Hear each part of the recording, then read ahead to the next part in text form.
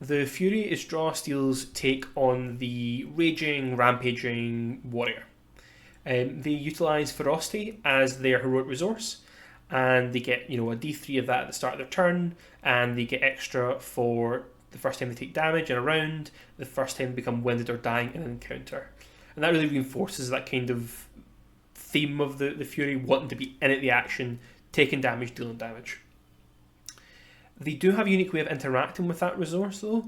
So the table is different depending on their subclass, but they have a thing called Growing Ferocity, where the more Ferocity they have that they haven't spent, the more effects they unlock. So a lot of them are around force movement or extra damage through surges or edges on grab and maneuver, grab and knockback maneuvers. That kind of ties into another feature of the Fury, which is that they don't have their own bespoke maneuver. They just have better ways of utilising knockback and grab. So rather than thinking I'm going to do some kind of little spell or some kind of heal, they're just grabbing someone, knocking them back more often than not. They also have an ability called Mighty Leaps, which lets them get an automatic tier 2 on test to jump. So normally if you want to jump further than your might score, you have to make a test, and they can just take a tier 2. They do have 3 subclasses, so we have the Berserker, the Reaver, and the Stormwight. The Berserker is just a classic barbarian juggernaut. They're really good at throwing people around, slamming people through walls, running through walls themselves, and they have this cool trigger that lets them redirect force.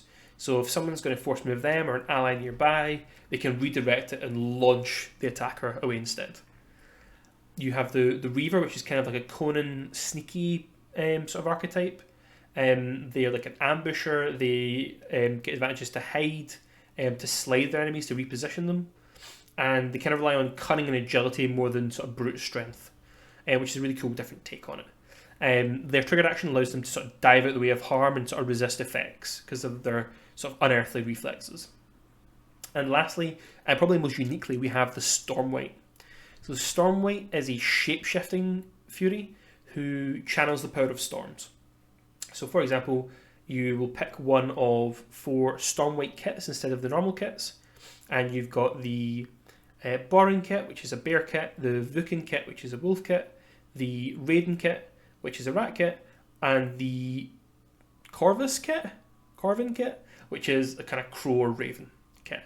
And basically that will impact what animal your Stormwight can turn into, and what sort of element type you are. So the wolf is associated with lightning, the bear with cold, the crow with fire, and the rat with corruption.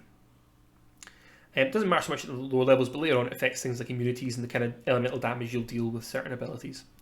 So you can turn into your creature, and you'll get some effects like better speed, maybe more disengage, more stability. With the bear, I think you get bigger. Obviously, with the rat and the crow, you get smaller. You get a fly speed with the crow. You get a climb speed with the rat. It's almost like 4 new subclasses, and they all have their own growing ferocity tables for each different kit, and you can change between them. So maybe you're a wolf kit, and then you change and become a rat kit on a respite. Their unique trigger is Furious Change, which allows them to suddenly change shape and gain some temporary stamina, kind of like regenerating themselves, a bit like a werewolf kind of thing.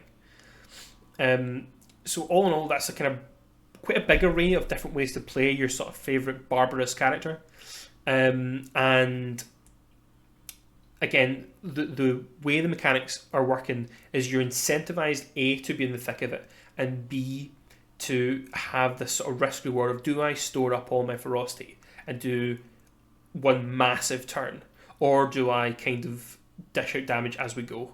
And it's a kind of push and pull, because some encounters you really want to get that damage in early, and some encounters you're going to want to take it a bit slower and save yourself for the big bit.